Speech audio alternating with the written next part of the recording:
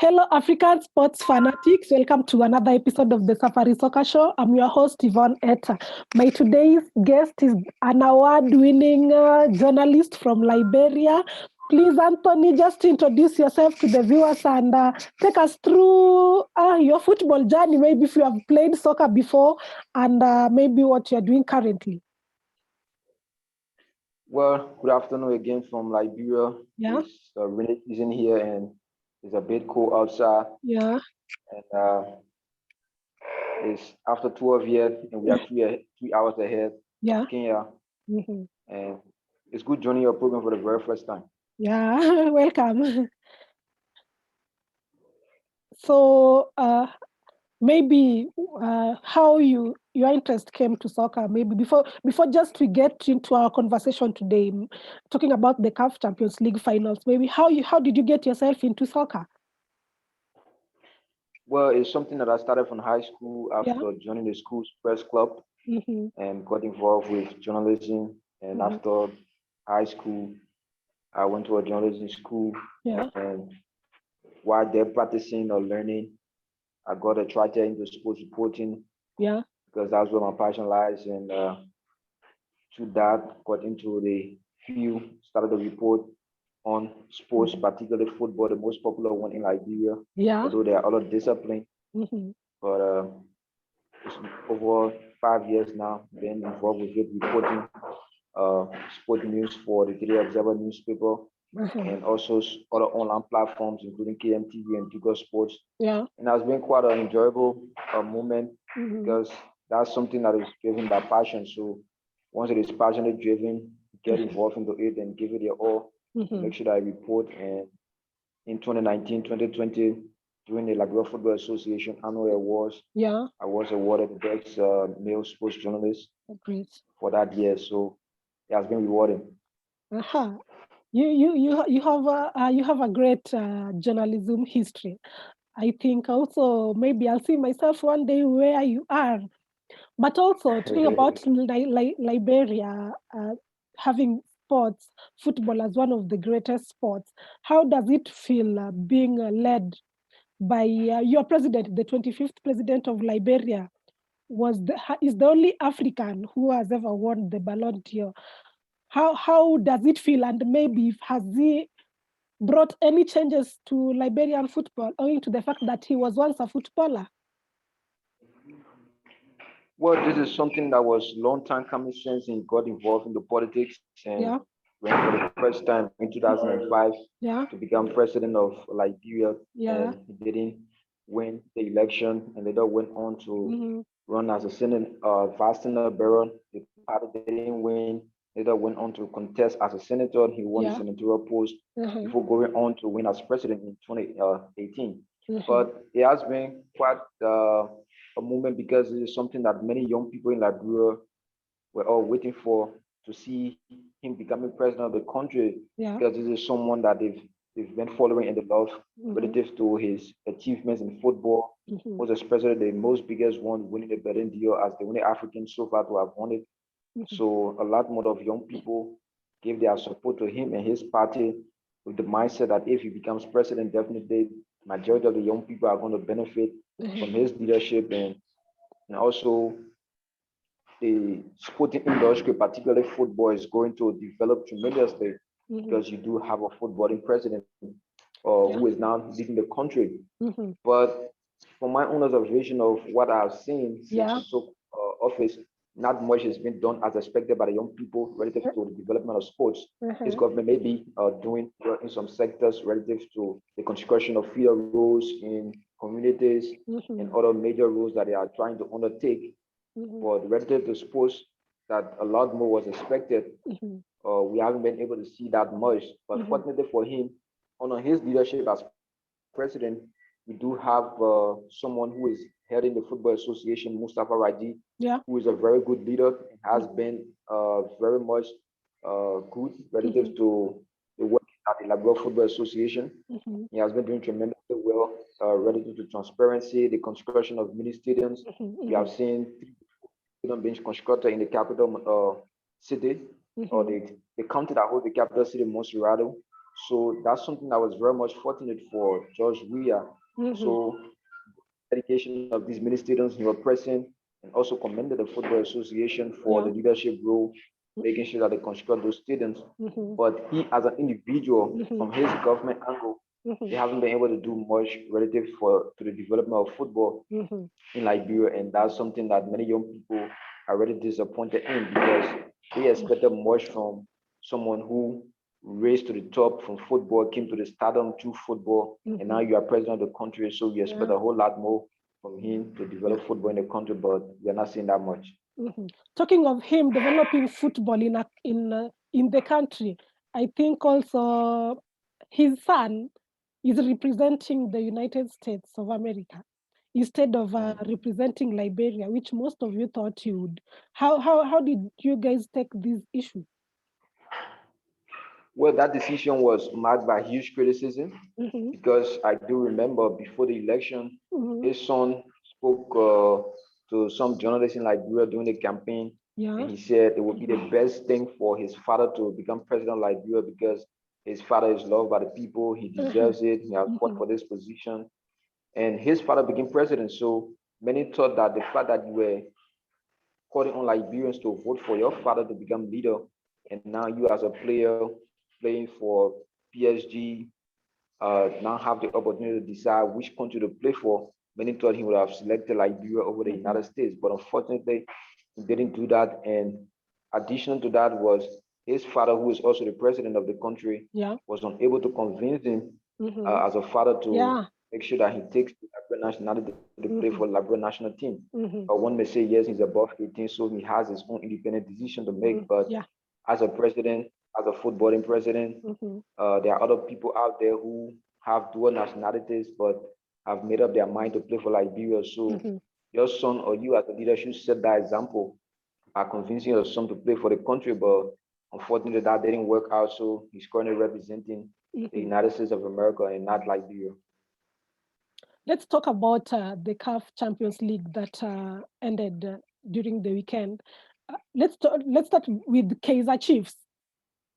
Before the finals, did you ever think Kaizer Chiefs will make it to the finals? Yes, from their start of play, from the beginning of the campaign, going to the semi-final as well, defeating Wydad Casablanca, moving on to the final. I mean, it was a tremendous progress for them, and it was something that they were really eager for going to the final for the very first time, because that's a very huge competition after playing your domestic league, Africa. You have an opportunity to represent the South African League in the CAF Champions League, and then moving on to the final. From the start of play, I knew that they were going to progress to the final because they met up with tough opponents, but yet instead they were able to defeat them to book their space to the final. So it was a great work from them, and I saw it that they were going to reach there. The 45th red card, Happy got. Do you think the player would have done better? Well, that was a decision taken by the referee, and from their start of play in the final, it wasn't really encouraging. So I personally don't think they would have done anything a lot more better if Happy would have even remained on the field, because this is a final that every participant in a competition would like to reach. So the two that reach the final, it shows that both of you are the best among the rest. So we expect a competitive final, but unfortunately we didn't see that in the CAF Champions League, and that was very disappointing. One may say perhaps because it was Kaizer Chiefs' first time reaching to the final, so they were a bit inferior, but I don't think that should have been the case, because this is a big team that have participated in the big competitions. They may not have reached the final, but the fact that they reached that stage, and moreover it was played beyond closed doors, not the normal fans we have on the stadium to say, like maybe the crowd were that much. They have seen a huge crowd before in different competitions, so I don't think that should be an excuse, and they didn't just perform well in the final. And I think they couldn't have done anything different if Happy would have remained on the field, because there were lack of strategies to play against AL Ahly. And this is a team that have won the CAF Champions League. This time made it the 10th time. They have been to the final almost every campaign. So every time they go there with that same zest, making sure that they win it, always taking themselves to be the biggest team in Africa. So that's how you expect them to play. So once going against them, you have to be very strategic. You have to come up with tactics that even if you will be defeated, maybe 1-0, 2-1, 3-2, so you can have a competitive final. After the game, everyone will enjoy that. Yes, final.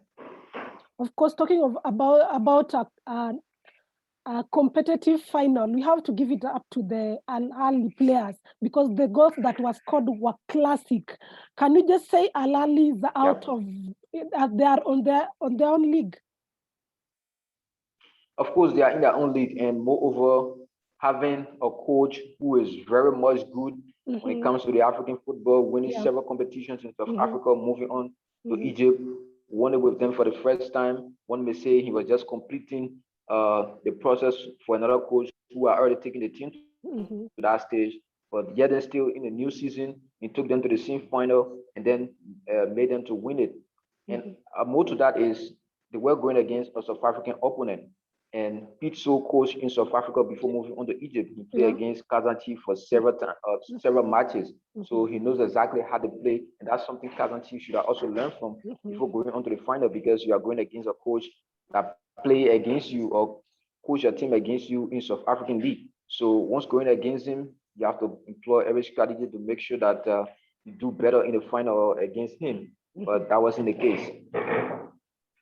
Speaking of, so Al Ahly won the Champions League final, but there are a bit of clash when Zamalek withdrew their congratulatory message.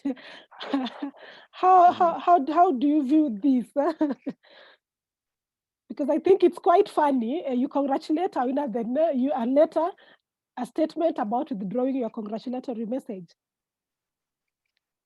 Yeah, because Zamalek is one of those teams that have always been in competition against them. So the fact that they won it and Zamalek wasn't in the final, and I'm quite sure Zamalek players were kicking themselves that why they said that we couldn't make it to the final to play against Ali and Kaizer Chiefs, who went to the final.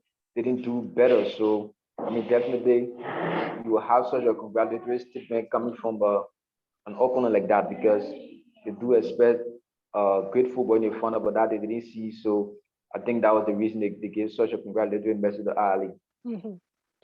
Also, there are two scenarios here. Mamelodi Sundowns spent quite some money so that they could win the CAF Champions League, but then they were knocked out. On the other hand, Al Ahly spent more than, I think, 35 million euros also to reach the 9th and now 10th. Does it mean if you want results, at least quality is expensive? And other clubs at least should they do follow the suit that Al Ahly is doing? Of course, that's something that other clubs should follow, because this is a competition. I mean, everybody wants to win it, but I mean, it's fair enough that the one who spends more is definitely going to win it, because you have to get quality players on your team. If you don't have those quality players going against those opponents, definitely you're not going to get what you want. So Ali did the right thing by spending those huge amount to make sure that they bring the best breed of players together to play in the competition, winning it double, back to back. Sometimes they did good spending too, but I think the departure of Pitso also contributed to their team's performance, although there are other players who were there too. But you will notice that after Pitso left, there are other players too who were aging and also had to leave the team. Other players who have spent several years, like Anthony Lamfor and some of his teammates, also, they all had to leave because they were aging, and also now Sundowns were thinking about giving other young players the playing opportunity. So it takes time to put all those new breed of players together and going into such a huge competition on a new coach. Because I think if it was Pizzo, he would have still done some tactical works to make those young players with some of the old ones to make a huge impact than what the current one did. But I think it's a gradual process, and once Sundown continues to spin like that, and the new coach get used to the team and their style of play, they're going to make an impact in the CAF Champions League. Talking of Pitso would have made an impact with Sundowns. It has never been heard before that a North African club would appoint a Black African as a coach. But then when Pitso was appointed by Al Ahly, there were kind of criticism all over, and they said he will not bring any change to Al Ahly. 7 months down the line, he's won 2 CAF Champions League. Maybe, can we say that Pitso is currently the best coach in Africa? Yeah, I mean, that can be overstated. I mean, he's the best coach in Africa. And the CAF Champions League, apart from winning it, he played in the CAF Champions League for several years, played against those opponents. He lost against some, he won against some. So the fact that he took over Ali, I mean, fortunately for him, he went to a team that already have good breed of players and also brought additional on board. So that was a huge plus for him. So as a coach who is very good at pairing players, who is good at strategizing against opponents, I think it was much easier for him to be having such a good team. And then with the huge support coming from the team management, that was a plus for him. And going against those opponents, he faced a whole lot of them when he was with Sundance. So he doesn't forget what happened when they last met. So regardless of the team he's coaching, he goes back to his old records on where he made those mistakes against those opponents, and then make sure that he employs a very good tactics against them when the next time they meet. So that's one thing he's very good at, and he's the best coach on the African continent. That can be overstated.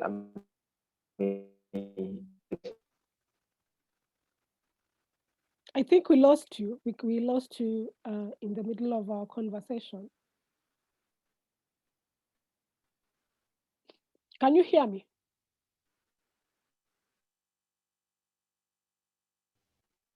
Can you hear me?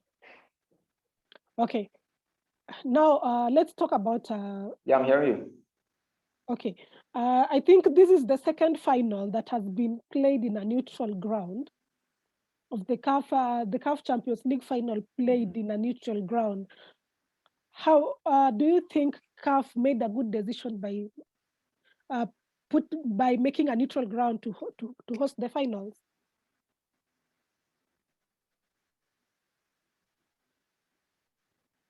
I think it's a good decision because hosting a neutral ground is also going to create a whole lot of exposure for the tournament instead of someone playing on their home ground. And it's also meant to give fans the opportunities to watch those competitions instead of it just being held in a single area. But unfortunately, due to COVID, the fans didn't have the opportunity to watch the final. So I think that was a great step by CAF. And once they continue on the same path, it's going to help the continent a lot. It's going to help the fans out there because the game is all about the fans getting themselves entertained and watching those competitions, making sure they attend those big matches. So once they continue on that path, a lot of fans are going to get those opportunities to make sure that they watch the African CAF Champions League, most especially the final in their country. So it was a great decision by the Confederation. Also, I think one thing that we have to highlight is that when Pitso went to Al Ahly, he went with his fellow black coaches also, which I think also should be highlighted as well. Yeah, that's something like you regularly said should be highlighted because, like I said, he's a good tactician, so he knows exactly what he wants. And the fact that the management is giving his fullest support, of the management of the club is giving his fullest support, he as a technician comes on to say, hey, this is my background staff that I work with Sundance, and I believe in these guys, and I know we can make a difference or we can deliver what exactly you want me to deliver once they come with me on board. So once the club management is fully supportive of that, definitely he's going to succeed because these are people he's worked with for quite a long time and then carry the same people on board. It just speaks to the fact that he believes in teamwork. And that's a team that he believes in because those are coaches that work with along with him. He doesn't just do it alone all by himself. They have sometimes there are slips other places, but the team he has as his background staff are always in a position to help him out and they get the needed results. So that was a great decision for him, making sure that he always carrying his team along with him. In a statement that the CAF president made, this that CAF has officially backed the proposal to hold the FIFA World Cup every 2 years. taking into account the serious financial challenges and lack of infrastructure and lack of football facilities on the continent, will be one of the biggest beneficiaries of a World Cup that takes place every 2 years. Do you agree with him that this will make Africa beneficiaries? Well, I don't really know from which standpoint they decided on that, or maybe decided to support it. Yeah. Because unlike other continents or other countries like Qatar, yeah, for them, if left with them, they should host the World Cup after every 2 years, and then after that World Cup, they should host another one in the same Qatar because they have those infrastructure, they have those facilities. Yes, hosting it every 2 years will give African players the opportunity to participate in the competition, but I think it's going to be a lot more work because you also have the African Cup of Nations. Ours should be the one that we should participate in more than the World Cup, because once you play more African Cup of Nations, I mean, you can be able to use that to develop the continent before moving on to the World Cup. So they should have first started with the continent before moving on to the global stage. Also, I think he backed up the issue of the the Super League, which the African Super League, that it will bring more money to Africans so they will not go and play in Europe. How about this? Yeah, creating more competitions in Africa is welcoming because once you have more competitions, more players are going to get the opportunity, and it's also going to create the means to boost economies of rural countries, because every country that's going to be hosting it, I mean, is a plus for the economy. It's going to grow the economy. It's going to lead to the construction of more stadiums in those countries, creating job opportunities. So I do support the Super League. So like I said, it's good to start from the continent before going to the globe. Because once you create those more competitions on the continent, you'll be able to develop more infrastructures in rural African countries. So once that is done, then we can now start to move on to the global stage. Just as we wind up, let me just take you back to Liberia, because it's been long since Liberia graced the AFCON. This, I think, might be due to civil wars. How is football used as a tool to unite your country? Well, currently, we only have a chance of qualifying to the World Cup because we are only left in the World Cup qualifiers. Yeah. But for the African Cup of Nations, we were knocked out during the preliminaries by Chad, Infinity Shootout. And it has been quite a difficult journey since we last appeared in the African Cup of Nations. There has been several tries, going very close with just a draw needed to qualify to the African Cup of Nations, but we didn't utilize those opportunities. So we keep going back, and it all boils down to the lack of support for the national team. Past governments, we had low budgetary allocations for sports, particularly the national team. And sometimes you have the Football Association proposing that they want the national team to go out on training camp for perhaps a month or two to prepare for these competitions, but there are no support from the national government. So majority of the works that are done in Liberia by the Football Association are all fundings from the Football World Governing Body, FIFA. So the construction of the mini stadium, the running of the leagues, the Football Association solely depend on FIFA, but for the government, it's not like that. So unfortunately, they don't spend on the preparation, but expect the result whenever we go into this competition, and that's not going to work because you have our opponents who are preparing better, like the Gambia. They went in Morocco for training camp for several months, and then we see today they have already qualified for the AFCON for the very first time because that's something they prepared for, and now they have gotten the result. Yeah. But unlike Liberia, it's not like that here. So we continue to struggle with it, and even the World Cup right now, we are in a very tough zone. Paired against Nigeria, Central African Republic. I mean, that's a very tough zone for us. So to finish as head of that group or winners of that group to progress to the next stage is something that I doubt that we should be going to make it. So it's very difficult for us until we can put our houses in order, prepare more, invest more into sports, and that's the only way we'll be able to progress to these competitions. Thank you very much for gracing my show today. I wish I could have gone more and more, but the flow can't allow me. I'm really struggling. Otherwise, thank you very much, Anthony. To our viewers, please don't forget to subscribe to my YouTube channel at Safari Soccer Show. Follow us on all our social media handles at Safari Soccer Show. Thank you, and I wish you all the best. And I also wish Liberia all the best in the World Cup, even though you have lost hope already. Yeah, thank you. And thank you for having me on the show once again. It was a pleasure joining you from Liberia. Yeah. I mean, it's always good discussing African sports. Yeah. I enjoyed every bit of it. Yeah.